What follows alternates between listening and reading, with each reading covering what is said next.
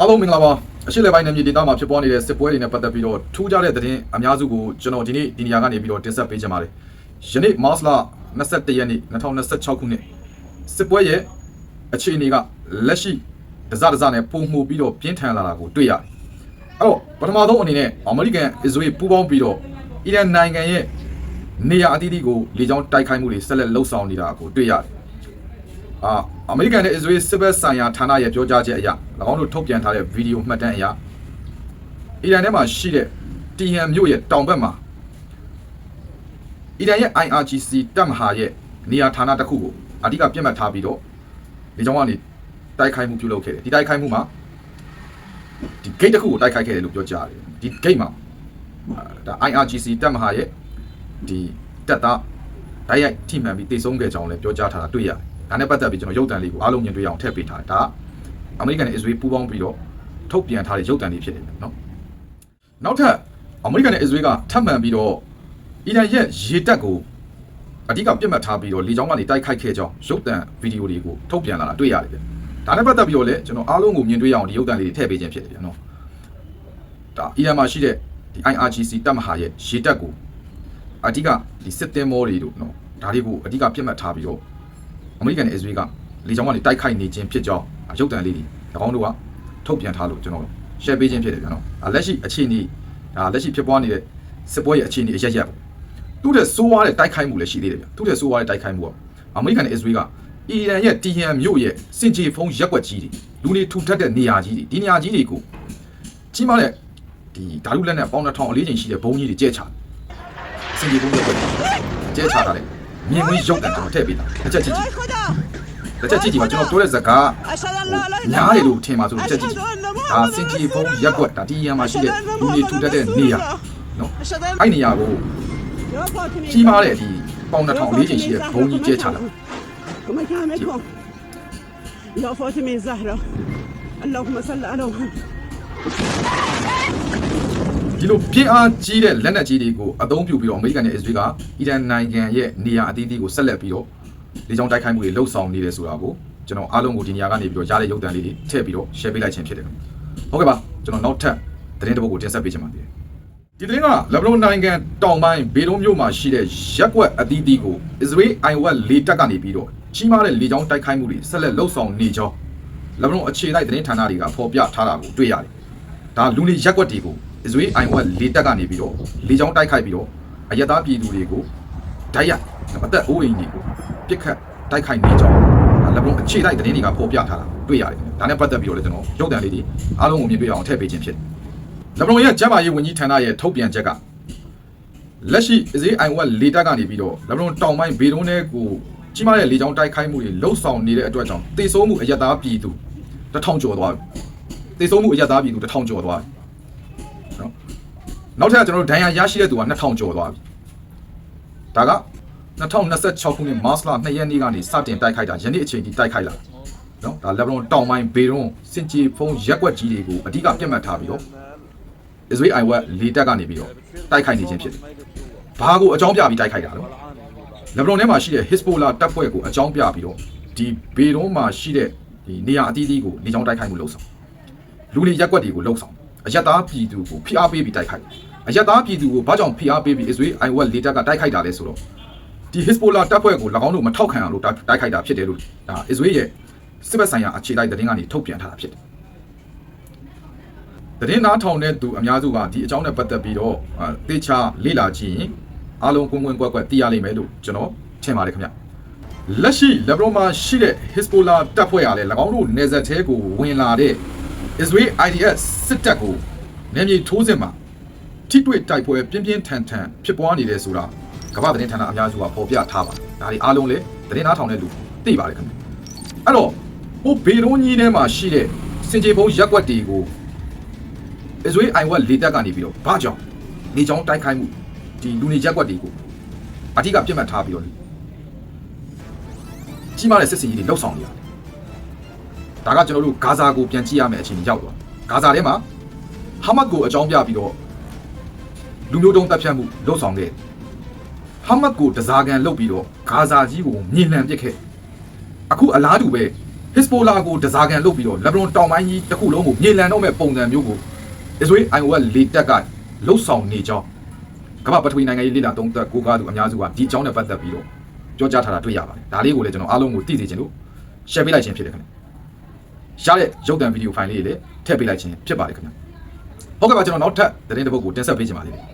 ်ဟုတ်ကဲ့ခင်ဗျဒီသတင်းကအီရန်ကနေပြီးတော့ပြုလုပ်တဲ့စစ်စင်ရေးဖြစ်တယ်ဗျာနော်အစ္စရေးရဲ့မြို့နှစ်ခုဖြစ်တဲ့ဟိုင်ဘာရဲ့တဲအဘက်ရဲ့ကိုအဓိကပြစ်မှတ်ထားပြီးတော့အီရန်ကနေပြီးတော့ကိုရန်ရှာဆိုတဲ့ဖက်ထိန်တုံးကြီးနဲ့ပြစ်လို့တိုက်ခိုက်ခဲ့ဒီကိုရန်ရှာဆိုတဲ့ဖက်ထိန်တုံးကြီးကအားလုံးသိပြီးသားဖြစ်တယ်ကလစတာတွေပါတယ်ထိပ်ဖူးတွေအများကြီးပါဒီထိပ်ဖူးတွေအများကြီးပါတဲ့အတွက်ကြောင့်နေရာအသီးသီးကိုဒီထိပ်ဖူးတွေကကြားရောက်တယ်နော်တော့ဟိုင်ဘာမှာရှိတဲ့စီဝိုင်းနဲ့ဆိုင်တဲ့အချက်ကြာကြတဲ့စိတ်ကန်းတစ်ခုကို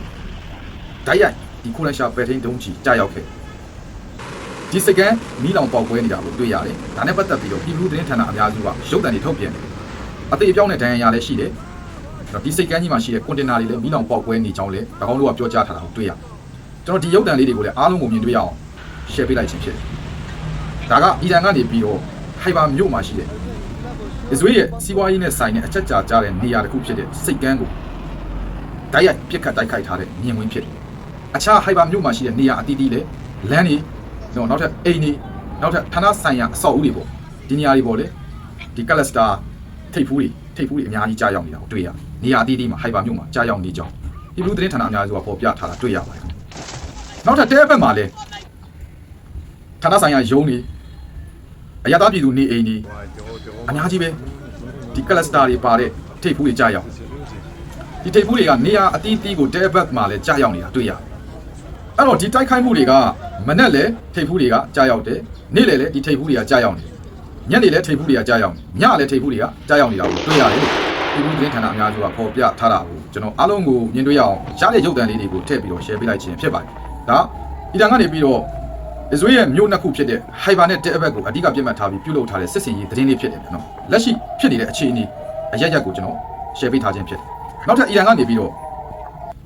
အီရတ်မှာရှိတဲ့အမေရိကန်စစ်အခြေစိုက်စခန်းတစ်ခုဖြစ်တဲ့ဗစ်တိုးရီးယားစစ်အခြေစိုက်စခန်းဒီစခန်းကိုအဓိကပြစ်မှတ်ထားပြီးအတေကန်မောင်းသူမဲ့ drone နဲ့တိုက်ခိုက်ခဲ့တယ်ခင်ဗျ drone နှစ်စင်းနဲ့တိုက်ခိုက်ခဲ့အဲ့တော့ဓာတ်ရိုက်ဒီစခန်းထိမှန်ခဲ့တယ်ဓာတ်ရိုက်မီးလောင်ပေါက်ကွဲနေတာဒီမြင်တွေ့ရဒီစခန်းကအကြီးကြီးပဲကျွန်တော်လွန်ခဲ့တဲ့ရက်ဗီဒီယိုတွေမှာတော့လည်းပြောတယ်ဒီအီရတ်မှာရှိတဲ့ဗစ်တိုးရီးယားစစ်အခြေစိုက်စခန်းဆိုတာနည်းတဲ့အကျယ်ကြီးမဟုတ်ဒါအမေရိကန်ကအခြေကုပ်ယူထားတဲ့စစ်စခန်းကြီးဖြစ်တယ်ဒါကြီးကိုနေရာအသီးသီးကိုအီရန်ကနေပြီးတော့အသေးကမောင်းသူမဲ့ drone တွေလွတ်လွတ်ပြီးတော့တိုက်ခိုက်နေတာကိုတွေ့ရတယ်။ဒါနဲ့ပတ်သက်ပြီးကျွန်တော်ဒါအီရတ်ရဲ့အခြေတိုက်သတင်းတွေကထုတ်ပြန်ထားတဲ့ရုပ်သံတွေကျွန်တော်အားလုံးကိုမြင်တွေ့ရအောင် share ပေးခြင်းဖြစ်တယ်။အသေးပြောင်းတဲ့ဒဏ်ရာရရှိနိုင်ကြောင်းလည်း၎င်းတို့သတင်းဌာနတွေကပြောကြားထားတာကိုတွေ့ရတယ်ခင်ဗျ။ဒါနဲ့ပတ်သက်ပြီးအားလုံးကိုသိသိချင်းလို့ share ပေးလိုက်ခြင်းဖြစ်တယ်။ဒါအီရတ်မှာရှိတဲ့အမေရိကန်စစ်အခြေတိုက်စခန်းကိုအီရန်ကပြုလုပ်ထားတဲ့စစ်စင်ရေးသတင်းဖြစ်ပါတယ်။ဟုတ်ကဲ့ပါကျွန်တော်နောက်ထပ်သတင်းလေးကိုတင်ဆက်ပေးချင်ပါတယ်။ဟုတ်ကဲ့ဒီသတင်းကအမေရိကန်သမ္မတထရန့်ရဲ့ပြောကြားချက်ပေါ့ဗျာ။လက်ရှိဖြစ်ပွားနေတဲ့နော်အမေရိကန်နဲ့ဒီအစ္စရေးနဲ့ပူးပေါင်းပြီးတော့အီရန်ပေါ်မှာဆင်နွှဲတဲ့စစ်ပွဲနဲ့ပတ်သက်ပြီးတော့အမေရိကန်သမ္မတထရန့်ကကမ္ဘာနိုင်ငံအသီးသီးကိုအကူအညီအများကြီးတောင်းဆိုခဲ့တယ်။ဒါနဲ့ပတ်သက်ပြီးတော့အထူးသဖြင့် NATO စီကို NATO ဆိုတဲ့ဥရောပရဲ့ဖွဲ့စည်းထားတဲ့အဖွဲ့အစည်းစီကိုအကူအညီများတောင်းခံခဲ့တာကိုသိရ။ဒါကိုဥရောပရဲ့အဖွဲ့အစည်းဖြစ်တဲ့ NATO ကအမေရိကန်ရဲ့အကူအညီတောင်းခံမှုကိုလက်မခံခဲ့ဘူး။ဒါကြောင့်အမေရိကန်သမ္မတထရန့်ကNATO ဆိုတဲ့အဖွဲ့အစည်းကကျွန်တော်တို့အတွက်ဘာမှအသုံးမကျတဲ့အဖွဲ့အစည်းတစ်ခုဖြစ်တယ်လို့ပြောကြားလာတာကိုတွေ့ရတယ်။နော်ဒါကဥရောပကိုပြောလိုက်တဲ့စကား။အဲ့တော့နောက်ထပ်အမေရိကန်က၎င်းရဲ့မိတ်ဖက်တွေဖြစ်တဲ့ GCC ဆိုတဲ့ဒီပါရှန်ပင်လယ်ခွေမှာရှိနေတဲ့ RS နိုင်ငံများကိုပြောလာတဲ့စကားနဲ့ပတ်သက်ပြီးတော့ပြောရမယ်ဆိုရင်တော်တော်ဘယ်လိုပြောရမလဲဗျာတော်တော်စိုးရိမ်စရာကောင်းတဲ့အခြေအနေရောက်ရှိနေတယ်ပေါ့နော်။လက်ရှိပါရှန်ပင်လယ်ခွေမှာရှိနေတဲ့နော်ပင်လယ်ခွေနိုင်ငံတွေပေါ့ RS နိုင်ငံတွေပေါ့နော် sorry Arabia ပါနော်နောက်ထပ်ဘာရင်းပါကူဝိတ်ပါနော်ကာတာပါ UAE ပါနော်အိုမန်ပါအစရှိတဲ့နိုင်ငံတွေလက်ရှိအမေရိကန်နဲ့အစ္စရေးအီရန်စစ်ပွဲကိုဆင်နွှဲနေတယ်ဒီအတွက်ကုန်ကျစရိတ်ငွေထရီလီယံနဲ့ချီပြီးအသုံးပြုရအဲ့တော့ဒီငွေကြီးကို RS နိုင်ငံကနေပေးဆောင်ရမယ်လို့ပြောကြားလာတာကိုတွေ့ရတယ်အမေရိကန်ရဲ့သမ္မတထရန့်ပြောကြားလာတဲ့စကားထဲမှာဒီစကားပါလာ တော်တော်စိုးရိမ်စရာကောင်းတဲ့အခြေအနေကိုရောက်ရှိလာအဲ့တော့ကျွန်တော်ပြောချင်တယ်ဒီစကားတွေနဲ့ပတ်သက်ပြီးတော့အစဆွဲထုတ်ရမယ်ဆိုရင်ဒီစစ်ပွဲတွေကိုအမေရိကန်ဘာလို့ဝင်လာတာလဲဒါကိုကျွန်တော်တို့အစဆွဲထုတ်ရတော့မှာဖြစ်တော့အဲ့တော့ဒါနဲ့ပတ်သက်ပြီးတော့ကမ္ဘာပထဝီနိုင်ငံရေးလေ့လာသုံးသပ်ကူးကားသူများရဲ့ပြောကြားချက်တွေမိမောင်းထိုးပြချက်တွေကိုကျွန်တော်အားလုံးကို share ပေးခြင်းတယ်နော်ဒီနေ့သတင်းကနည်းနည်းလေးတော့ရှေ့သွားမယ်ဒါပေမဲ့နားထောင်တဲ့သူတွေတော့ကတော့အကျိုးမရုပ်ပါဘူးအစ္စရေးကလက်ရှိဖြစ်နေတဲ့စစ်ပွဲတွေကိုအမေရိကန်ကိုချော့ပြီးတော့ဘယ်လိုဆွဲခေါ်ခဲ့တာလဲဒါကပထမစဉ်းစားရမယ့်အချက်ဖြစ်သွားအစ္စရေးကကျွန်တော်အီရန်ကိုတယောက်တည်းဝင်ပြီးတော့တိုက်ရင်ဘယ်နည်းနဲ့မှကျွန်တော်နိုင်မှာမဟုတ်ဘူးပထမတုန်းက12ရက်တာကာလတုန်းကကျွန်တော်တို့တိုက်ခဲ့တယ်ကြီးမားတဲ့တိုက်ခိုက်မှုတွေကျွန်တော်တို့လှုပ်ဆောင်ခဲ့တယ်ဒါပေမဲ့ကျွန်တော်ကိုအီရန်ကမစ်ဆိုင်းနေနဲ့ပြန်ပြီးတော့ခုခံတိုက်ခိုက်ခဲ့တယ်ဒါကြောင့်ကျွန်တော်တို့အပြန်အလှန်အနေနဲ့ပြစ်ခတ်မှုတွေတိုက်ခိုက်မှုတွေဖြစ်တော်ညာလဲအီရန်ကကြမသွားအဲ့တော့အီရန်ကိုအလုံးစုံကြသွားအောင်လို့အမေရိကန်ပါဝင်ပေးဖို့လိုအပ်တယ်ကျွန်တော်တယောက်တည်းနဲ့ဘယ်နည်းနဲ့မှမဖြစ်နိုင်အမေရိကန်ပါဝင်ပေးမယ်ဆိုရင်အီရန်ကအမေရိကန်ကိုကြောက်လိမ့်မယ်အမေရိကန်ရဲ့လက်နက်အားနဲ့ဖိပြီးတိုက်မယ်ဆိုရင်ဒီစစ်ပွဲကခဏလေးနဲ့လည်းပြီးဆုံးသွားမယ်အရှေ့အလယ်ပိုင်းထဲမှာလည်းအေဂျင့်နဲ့အခြေအနေအရရက်ကိုရရှိသွားမယ်လို့ဈေးဝင်ကြီးချုပ်နေတန်ယာဟုကအမေရိကန်ကို9ကြိမ်တွားပြီးတော့ဒီအကြောင်းနဲ့ပတ်သက်ပြီးဒီအီရန်အရေးနဲ့ပတ်သက်ပြီးတော့ဆွေးနွေးမှုတွေတိုင်ပင်မှုတွေပြုလုပ်ခဲ့တာတည်င်းနားထောင်တဲ့သူအများစုသိပါလိမ့်မယ်ဒါကကမ္ဘာပထဝီနိုင်ငံရေးလေးလာသုံးသပ်သူတွေပြောကြားထားတဲ့အစလေးတွေဒါတည်င်းနားတကယ်တည်င်းနားထောင်တဲ့သူတွေသိတယ်အဲ့တော့အစ္စရေးကဒီစစ်စင်ရေးနဲ့ပတ်သက်ပြီးတော့ကျွန်တော်တယောက်တည်းလှုပ်ဆောင်လို့ဘယ်နည်းနဲ့မှမဖြစ်နိုင်ဘူးဘယ်နည်းနဲ့မှလည်းမအောင်မြင်နိုင်ဘူးအမေရိကန်အနေနဲ့ဒီစစ်စင်ရေးတွေကိုအလုံးစုံပါဝင်ပြီးတော့ကူညီပေးပါဘေးကနေရက်ပြီးကျွန်တော်ကိုကူညီပေးလို့မရဘူးစစ်ပွဲတွေကိုဝင်ပြီးကူညီပေးမှရမှာဒါတွေကိုအကျင့်ချင်းဈေးဝင်ကြီးကျုံတို့ဈေးမှာရှိတဲ့အာဏာပိုင်အဖွဲ့အစည်းတို့အမေရိကန်နိုင်ငံကိုမရေမတွက်နိုင်အောင်သွားခဲ့တယ်နော်အဲ့တော့အမေရိကန်သမ္မတကြီးဘာလိုချင်လဲဘာလုပ်ချင်လဲဘာလိုအပ်လဲအမေရိကန်သမ္မတကြီးကကျွန်တော်တို့အတွက်အကောင်းဆုံးသမ္မတကြီးပါအမေရိကန်ကကျွန်တော်တို့အတွက်မရှိမဖြစ်လိုအပ်တဲ့နိုင်ငံပါဒီလိုစကားတွေကမိုးမွန်နေအောင်ပြောနေတာအများကြီးပါအစ္စရေးအာဏာပိုင်အဖွဲ့အစည်းတွေမိုးမွန်နေအောင်ပြောတာဒီစကားတွေအမေရိကန်ဒီစစ်ပွဲတွေကိုဝင်ပြီးတော့အလုံးစုံရက်တီလိုက်တာနဲ့တပြိုင်နက်အစ္စရေးရဲ့ရီမန်းချက်ကအားလုံးအောင်မြင်သွားတာကိုတွေ့ရတယ်နော်အစ္စရေးရဲ့ရီမန်းချက်ကအားလုံးအောင်မြင်သွားတယ်ပထမအဆင့်အနေနဲ့အစ္စရေးကအီရန်တစ်ခုတည်းကိုစစ်တိုက်နေတာမဟုတ်ဘူးဗျအစ္စရေးကအာရဗ်ကမ္ဘာတစ်ခုလုံးကိုစစ်တိုက်နေတာသူတယောက်တည်းနဲ့အာရဗ်ကမ္ဘာတစ်ခုလုံးကိုတိုက်ပထမစစ်ပွဲတုန်းကအီရန်ကအာရဗ်ကိုပြစ်လာမပြစ်ဘူးနော်အီရန်ကအာရဗ်ကိုမပြစ်ခဲ့ဘူးပထမစစ်ပွဲတုန်းဘာကြောင့်မပြစ်ခဲ့တာအမေရိကန်မပါတဲ့အတွက်ကြောင့်မလို့အာရဗ်မှာရှိတဲ့အမေရိကန်စစ်အခြေစိုက်စခန်းတွေကိုမပြစ်ခဲ့အဲ့တော့အစ္စရေးရဲ့ရီမန်းချက်ကမအောင်မြင်ခဲ့ဘူးအာရဗ်ရဲ့ဂုဏ်သိက္ခာမကြောက်ခဲ့ဘူးအာရဗ်ရဲ့အကျိုးစီးပွားမထိခိုက်ခဲ့ဘူးအာရဗ်တွေရဲ့အရှက်မကွဲခဲ့အခုအာရဗ်တွေရဲ့ဂုဏ်သိက္ခာလည်းထိခိုက်နေပြီအာရဗ်တွေရဲ့အကျိုးစီးပွားလည်းထိခိုက်နေပြီအာရဗ်တွေရဲ့အရှက်လည်းကွဲနေကမ္ဘာမှာလက်ရှိအာရဗ်ကိုမွတ်စလင်ရဲ့အတိုင်းအဝိုင်းထဲမှာမြင်တွေ့နေရတဲ့အခြေအနေအရရက်ဒီလိုမျိုးဖြစ်အောင်အစ္စရေးကရည်ရွယ်ချက်ရှိနဲ့လုပ်နေတယ်အစ္စရေးကအီရန်ကိုအမေရိကန်နဲ့ပေါင်းပြီးတိုက်လိုက်ပါပြီဆိုပြီးစစ်ကြေညာလိုက်တဲ့အချိန်ကနေစပြီးတော့အီရန်ကနေပြီးတော့အမေရိကန်ရဲ့စစ်အခြေစိုက်စခန်းတွေထားရှိထားတဲ့ RS နိုင်ငံအများစုကိုကြီးမားတဲ့ပဲ့ထိန်ဒုံးကြီးတွေနဲ့ပစ်ခတ်ပြီးတော့တိုက်ခိုက်ခဲ့တယ်။နောက်ထပ်အသေးခံမောင်းသူမဲ့ဒရုန်းတွေနဲ့တိုက်ခိုက်ခဲ့တယ်။RSရဲ့အကျိုးစီးပွားအမေရိကန်ရဲ့အကျိုးစီးပွားအဲ့ဒါတွေကိုအထူးအပြစ်မှတ်ထားပြီးတော့တိုက်ခိုက်သွားတာကိုတွေ့ရတယ်။လက်ရှိ RS နိုင်ငံတွေလုံခြုံမှုမရှိတော့အဲ့တော့ဒါတွေကိုအစ္စရေးကသူ့ကိုယ်တိုင်လှုပ်เสียရမလို့ဘူးဗျ။အီရန်ကိုပဲလှုပ်ခိုင်းလိုက်တော့အီရန်မင်းအာရဗ်နိုင်ငံတွေကိုတိုက်လိုက်တော့ငါမင်းကိုတော့တိုက်နေပြီ။ဘာကြောင့်အာရဗ်နိုင်ငံတွေကိုတိုက်ခိုင်းရတာလဲ။ရှင်းတယ်အမေရိကန်စစ်အခြေစိုက်စခန်းတွေအာရဗ်နိုင်ငံထဲမှာရှိနေတယ်မင်းပြစ်လိုက်တော့ပြစ်ကတော့မှမင်းကိုငါရောအမေရိကန်ရောဝိုင်းတိုင်နေပြီ။အဲ့တော့အီရန်ကလည်းရှင်းတယ်သူကအမေရိကန်နဲ့အစ္စရေးနဲ့မိတ်ဖက်ဆိုရင်အားလုံးကိုသူပြတ်မှာ။အီရန်ရဲ့စကားကရှင်းတယ်။အဲ့တော့အာရဗ်ကဂျားထဲမှာညီသာပင်ဖြစ်နေအခုအမေရိကန်သမ္မတထွန်းကဒီစစ်ပွဲနဲ့ပတ်သက်ပြီးတော့ထရီလီယံနဲ့ချီတဲ့ငွေကြေးကိုတောင်းဆိုနေပြီအာရဗ်စီကအာရဗ်ပေးမှာလားမပေးဘူးလားမေးနေပြီလက်ရှိငါတို့စစ်ပွဲဖြစ်ထားတဲ့ကုန်ကျစရိတ်အများများနေမင်းတို့ဒီစစ်ပွဲနဲ့ပတ်သက်ပြီးပေးရမင်းတို့နိုင်ငံတွေကိုဒါမှငါတို့ကာကွယ်ပေးမှာမဟုတ်ရင်မင်းတို့နိုင်ငံတွေကိုကာကွယ်ပေးဖို့ငါတို့မရှိဘူးအဲ့ပုံစံစကားပြောနေတာတွေ့ရအဲ့တော့အမေရိကန်နဲ့အစ္စရေးကအရှုံးရှိလားစစ်ပွဲရဲ့ကုန်ကျစရိတ်ငွေအားလုံးရဲ့တန်ဖိုးတန်ကြီးကိုလည်းအာရဗ်ကထုတ်ပေးရအောင်အနေအထားမျိုးကိုရောက်ရှိအဲ့တော့ပြောချင်တာက